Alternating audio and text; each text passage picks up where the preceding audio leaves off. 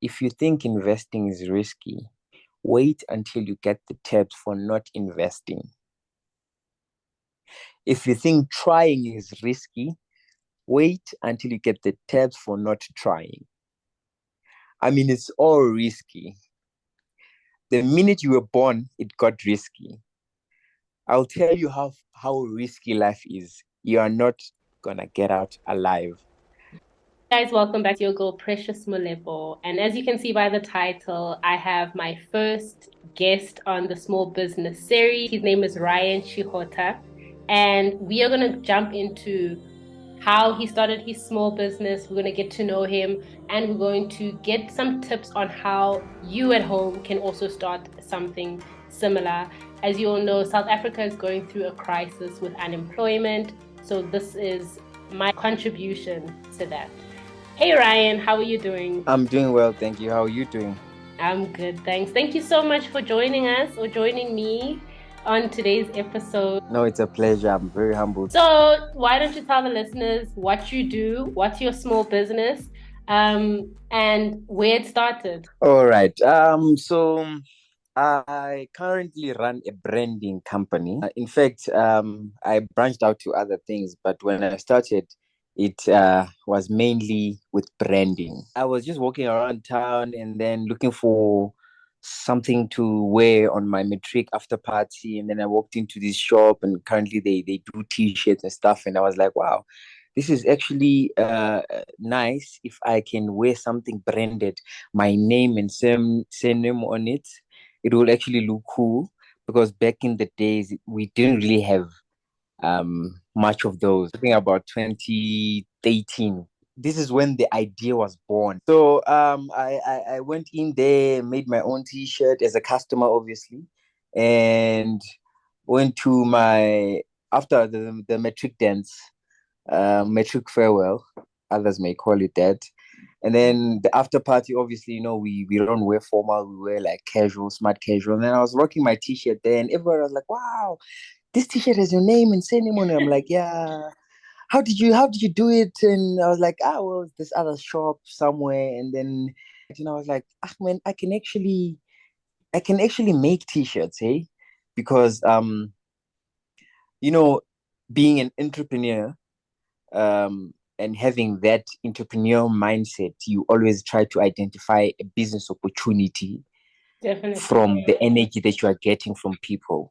So that's how it started, and that's how we started. That's how I started. Let's rewind back to the year when you formally started your printing slash branding company. And my question is, how much did you have in your pocket at the time? I feel like a lot of people have that mental block of, oh, I don't have enough money right now, or I don't have enough equipment right now. And we always make excuses why we don't want to start. So I'm curious about what resources you had at the time you started. Okay, that's a very valid question, and I mean, that's our problem as the younger generation on the excuses of I don't have money. In my case, at that time, I didn't really have funds to get myself machines. Number two, I didn't even have the knowledge to understand on the equipment that I need, the money, where I can get the equipment, and um the whole information around establishing that business. At that time, I was in love with the idea that I can actually customize my own t-shirts. So how I started at that time is that I started being I was a customer, and I was sort of like a middleman. I was getting orders, going to the guy, making orders, obviously make putting my markup, and then selling it to the end user. That's how I started accumulating the capital now until a point where I actually have enough funds for me to get myself my own equipment and machines and stuff like that. And considering the fact that I was also a student, I had to actually work around all that and manage my times, and also just find a way to make the business to keep the business going, and also Yeah, being a yeah. student on the side. So just for the listeners, Ryan and I actually met in university studying BCom accounting. We met in Mm. accounting, was it first year? It was first year. I remember first year. I think you are one of the first people that I met at UJ. So anyway, on that note of accounting and you having studied accounting, would you say it's necessary or it was necessary to help you start your printing company or your branding company? So was it necessary in your opinion to have done it, and also is it adding value to your business? Okay, the first, I think that it's a sub question there. Was it necessary and is it adding value, right? To Correct. answer the first question, yes, it was necessary. It was necessary in the sense that I was able to survive the dark days because in my years studying bachelor's of accounting, sorry, bachelor's of commerce in accounting, it taught me the patience that you need to manage and run a successful business. First year business management, there were a few things that I was studying, and then I was going back to the business and applying them, and they were actually working. So I would say the degree really came in handy in terms of taking the theory and transforming it into the practical side of the business. So that transformation really helped me because there was stuff that I was actually learning and then applying. And for the question of adding value, it really does add value because I would answer that in two sections. The first section is that it's adding value in the sense that as an entrepreneur who holds a qualification in accounting, I'm able to manage my financial statements. I'm able also to manage you see these pricing models, all these theories that you learn in accounting for you to run a business. And the second part of that will be that it's adding value in the sense that when now I'm meeting people and I'm telling them about my business in terms of advertising and them being aware that I hold a degree in accounting, it also makes them feel safe that we're dealing with someone who actually knows what he's doing. I also think that it definitely adds value to have an accounting degree. But I also feel very strongly about that shouldn't be one of your excuses, like we spoke about in the previous question about how the youth or the younger generation make excuses about starting, whether it's financially, whether it's equipment wise, or sometimes even skills wise. I mean, I feel like we're very advantaged to be in a place where we have so many resources. We have Google, we have, we're in a very connected place. And personally, I don't think anyone should use it as an excuse not to start today. Yeah, definitely. No, Yeah. you're right because you did mention that does it add value? You Mm. see, so indeed it does add value on top of the value that is already there. Oh, So it yeah. cannot be an excuse that you shouldn't start. And then speak to us about the initial cost. So, okay, you said that you played the middleman for a few years, but when you were in the position to now expand your business and get the equipment that you required for this branding company, how much did it cost you? How much did it set you back? What did you need? And how much did that cost you at the time? Okay. I needed the heat press machine. So in branding, and because branding is quite broad, I started off with branding under the category of clothing because you have your car branding, you have your mugs branding, you've got branding is quite broad. Hey, you even have pen. You have your branded pens, so that Oh, that is okay. also falls under branding. But when I Okay. started, obviously, I started with clothing. So in terms of clothing, you will need a heat press machine, and you'll need a vinyl cutter, and you'll need your vinyl, and you need your printer and sublimation paper. That's now for when you want to brand t-shirts with multiple colors or actual pictures of people on a t-shirt. You need one bigger machine, obviously the embroidery machine. That That one is quite pricey for starters. You can outsource that. I started outsourcing that because I mean it's quite pricey when you're purchasing it firsthand. The heat press machine that will cost 5 to 6 thousand, Okay. and then you need your vinyl cutter.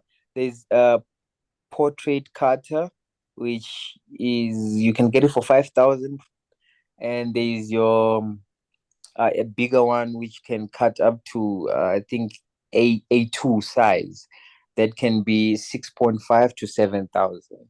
Yes, what happens is that you connect the vinyl cutter on your laptop. Oh, you need a laptop as well because I mean your laptop, that's where the software you'll operate the software from, and designs and so on. So you connect that. Well, obviously, it comes out with the software that you will be working on, cutting these vinyls, and then when you cut them, it comes off, and then now you take the heat press machine now, then you peel off the unnecessary vinyl so that your design comes out the way it was cut. Take off the unnecessary material that doesn't form part of the logo or whatever design that you have cut through the vinyl cutter, and then you heat press. Now you heat press. That's when you are attaching the design to the t-shirt or whatever fabric of your choice. The initial cost seems pretty pricey, so I understand completely why you went the middleman route as your first step to starting this business. Yes, talk about excuses. Going back to the excuses, I had an excuse that I don't have money, but also that as an entrepreneur, you need to make a way because there's always a way. We believe as entrepreneurs that there's always a way. So, what are some of the challenges you faced with running a business like this? I'm curious on how you overcame these challenges. So, your major challenges, the challenges that made you feel like, you know what, I'm throwing in the towel. Okay, well, running a business is not easy. Is very difficult. There are always challenges.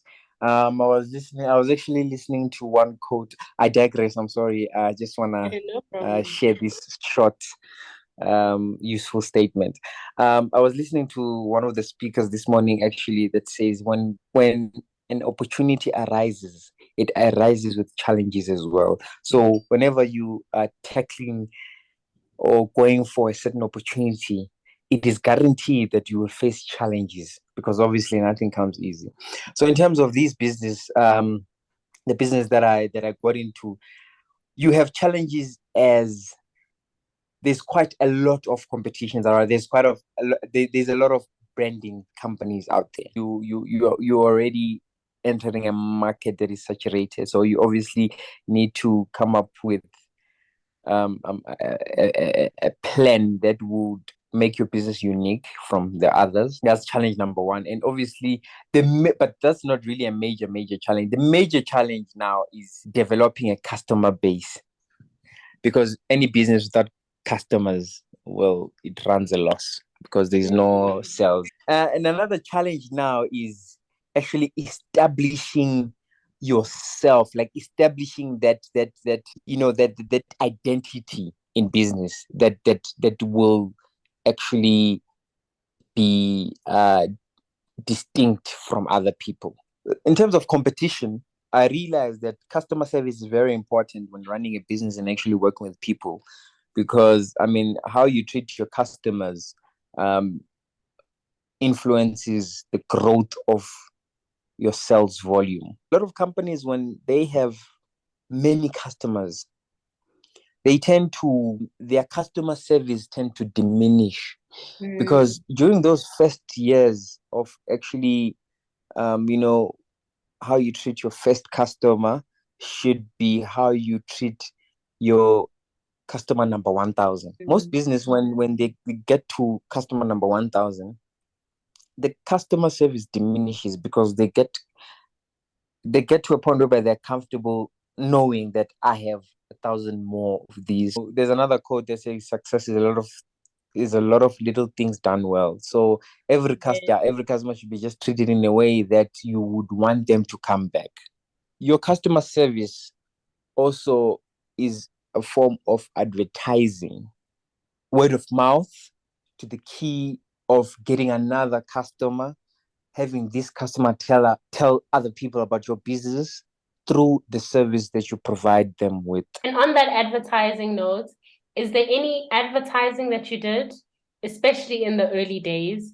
I'm now thinking for somebody that wants to start, should they be stressing about advertising in the early stages? In terms of advertising, if you want to advertise now, it would be much easier because you have your Instagram, you have a lot of, the internet is quite like everything is being digitalized now. So, I mean, and that's a free platform to get whatever you want to start out there. And you can Yeah. repost, ask your friends to repost, depending on those who have like followers to repost and share, and that's how you get your stuff out there. So just to conclude on this, the challenges question, we said the first challenge you faced was that competition was tight and you identified, you needed to find an identity for in your business, something that would make you stand out. Yes. You also Yes. mentioned that customer base and growing your customer base is another challenge that you faced. So just on your customer base challenge, especially at the early stages of your business, who was your target market and why? So when I started the business, I had two options: to start a branding company, or rather to start a brand. So it's establishing a branding company or establishing a brand. So had I gone the route of starting a brand, I was gonna be selling my brand. Like, for example, let's say my brand is Nike. I was just gonna be selling Nike. And then the Mm-hmm. other now option was that if I start a branding company, I'm starting a company that empowers anyone who wants to start their own brand. So now, in that sense, the customer base will be wider and broader because now I have anyone coming in who wants to start a brand, not just someone who wants to buy my brand in particular. Let's speak on how you got your foot into big deals, for example. So, I mean, it's easy if you find one person that wants a personal customization on a t-shirt, but how did you manage to secure a big bulk order? So for me, it was all about the networking that I had in university.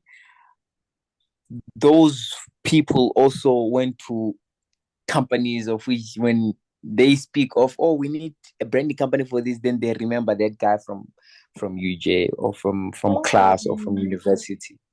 So mostly the deals that I've been getting, it's basically the networks that I made in university. And I do remember you were quite a social butterfly. And I also Yeah. see how that could also benefit networking and word of mouth, especially because university is a place where you have lawyers, you have accountants. You have So everyone there. listen, yeah, the opportunities are endless. Is there one personality trait that you have that you feel has helped you overcome challenges? Yes. A positive mindset. I think that's the key to basically a lot of things in life, especially as an entrepreneur. You need that more than anything else. Because obviously, without a positive mindset, I mean, you as an entrepreneur, you have this idea in your head to start a business, and you really need a positive mindset for that because it will help you into starting. And obviously, when you start, then it develops as the business grows as well. So a positive mindset is what I can say helped very much. Was it always positive? Did you have moments where you felt like you were getting a bit negative the more challenges that you faced? And Yes. how did you get back to feeling positive again? I mean, that moment has been there and still is. But the key to that is obviously, you see, you cannot ignore that negative that negativity that comes into your mind, obviously, because we human beings, we actually at some point feel a bit down or a bit negative. But obviously, my strategy was, and I also advise this to any other person who would want to actually go down the same route, is that learn to handle it. because you cannot ignore it. Because if you ignore it, it will grow and it will Mm. then affect your positive mind. So learn to handle those negative days. Accept that today I'm not feeling well, I'm feeling a bit down, but do not dwell much into it. Obviously, you would need then to bounce back to that positive mindset and then, I mean, recharge yourself, obviously, because, the power is in the mind. All right. I have a question for people that have the mindset of being very intuitive when it comes to business and listening to their gut feelings, right? Those Yes. type of people and also managing negativity. So what I'm trying to ask is every bad obstacle that comes in your way, how did you manage to look at it as just that? Like this is just an obstacle on this path and not to look at it like, oh, this should be a sign or my gut feeling says, oh no, I should probably close the business now and this isn't the business I should be embarking on. Yeah, no, it's clear. No, I do understand. Well, okay, let me answer this point, speaking from the experience. Um, in my case, when I have those kind of days, it's it was important for me to just go back to the why. I mean, the why I started. Because obviously, when you start a business, you have this vision in your head.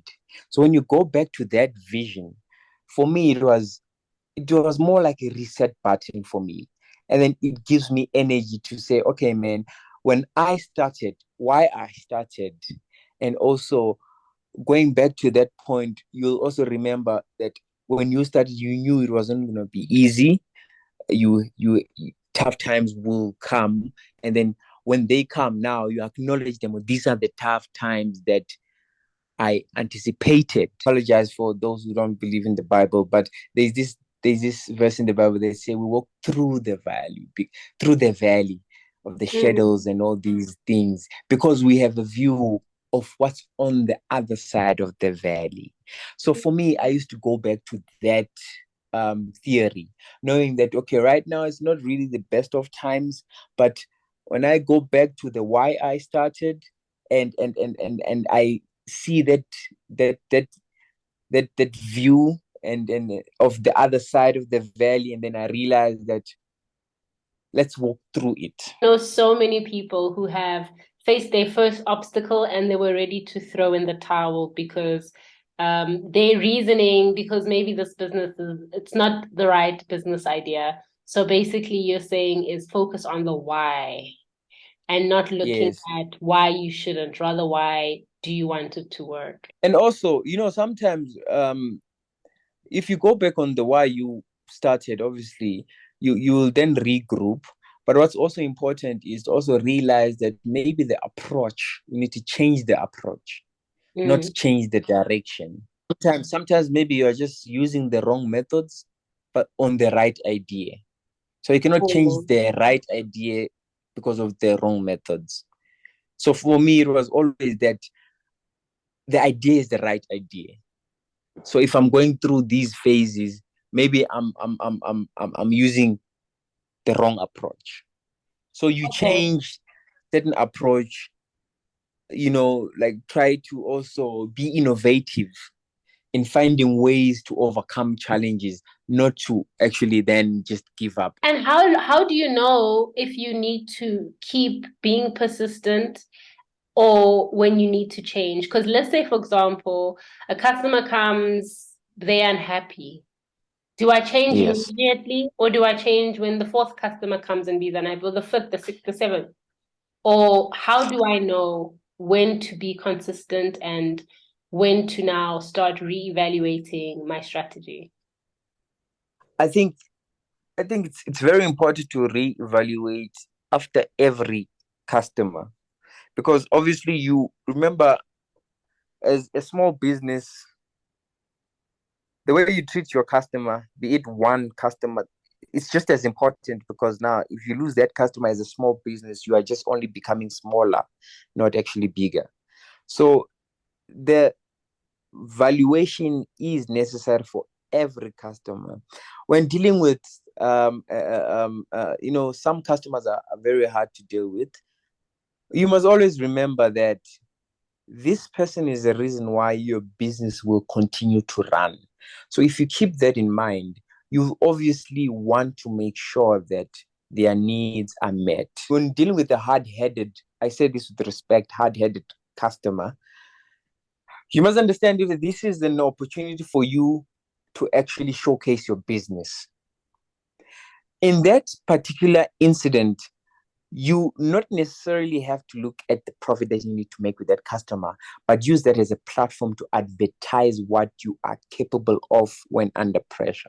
Not only, remember, it's not only important to increase your customer base, but also it's important for you to also have that knowledge and experience on dealing with that particular type of customers. Then when the incident happens again, you are handling it with more, more experience or better outcome. What advice would you give someone wanting to start their own branding company? The best advice that I can give is that start now, start with what you have, just start. I think everything else will follow, but you just need to start. The best thing you can do is to just start. It's very easy to plan. Yeah. It's more difficult to start. And just on that note, what advice would you give people that are facing the fear of failure? I think this is the biggest fear that people have, and the biggest thing that's holding people from starting whatever their goals they want to achieve. Okay, for this one here, I would just take a statement from one of the listeners that I listen to. It says that if you think investing is risky, wait until you get the tips for not investing. If you think trying is risky, wait until you get the tips for not trying. I mean, it's all risky. The minute you were born, it got risky. I'll tell you how risky life is. You are not gonna get out alive. I love that quote. Wow. All right. And then are there any legal requirements that you need to adhere to before starting a branding company? You just need to register your company. When you register your company, you can then start trading. Remember, this is a branding company, so you are operating based on the request of the client. Obviously, you need to be in the lookout when someone comes in with a Nike logo and like, I want to brand this on a t-shirt. That's a Nike logo. You might get into trouble. Obviously, the person doesn't own Nike because obviously there's that copyright involved, right? So you also don't want to get into trouble with all that. So how do you decide on how much you want to mark up after your cost? How do you decide if it's going to be too expensive? Do you actually go and do market research, or just what is your process when it comes to that? Before I started this business, I didn't have a qualification like in terms of higher learning. So, but then I went on to study further and I realized there's something called a feasibility study. That is what you need to actually do when you start any business, obviously, because you don't want to overprice and also you don't want to underprice. So obviously you do a feasibility study, just finding out on average how much a t-shirt costs. You also the deeper your feasibility study, the better for your business. Because I remember when I was doing my own, I was going to a point where I'm identifying the material that they are using for the branding. Is the better material? And obviously, better material also comes in with a higher cost of production. But as time goes, people have a sense of quality, you know. So for startups, you might look at just a lower margin because you want to attract customers. And then you just slowly increase your prices to that point that is like average with other companies so that you don't overprice, because obviously overpricing might, chase away potential clients. And for the listeners that don't know what a feasibility study is, do you mind explaining that in layman's terms? Okay, so a feasibility study is actually going out and doing a research on the business idea that you want to start, and also finding out the the um, the threats that you can have, the problem that you are solving, and how to actually conduct your production with making a profit, avoiding running a loss. And the last question that I have for you, before we wrap it up, is for somebody that wants to now go into some sort of partnership in starting their business, what advice would you give them on finding the right partner to start a business with? You need to consider the characteristics the person has. Does that person have the characteristic of an entrepreneur? Will this person be still standing through these hard times and challenges that we discuss? Or will they just choose to walk away or withdraw from the idea? You need to make sure that you are actually partnering up with someone who is getting into business for the sake of wanting to establish a business. A lot of people get into business because they broke, and then they get the money and then the business dies. But people who get into business for the sake of establishing a business will get into business with the right reasons and the right mindset and the right information that will carry you through any obstacle. Thank you so much, Ryan, for joining this call. I don't know if you have any last words that you'd like to say. I would just encourage the listeners to, yeah, don't be afraid to start that business. I mean, it can be hard, it might be hard, but with consistency, you will find your breakthrough. Ryan Chihota, guys, from Star Born Black. Star, like as in StarBorn, stubborn black. Not stubborn, that stubborn, that other. Okay, you always saying that line. Yeah, yeah, they need to get it right. There's a catch in the name. Maybe if you roll the star, it's Star Born Black. Yeah. Thank you so much, Yeah, but Ryan, for joining this call. Business will always have challenges. Treat your 1,000th customer like your very first customer. And during challenges, remember why you started. Remember your why.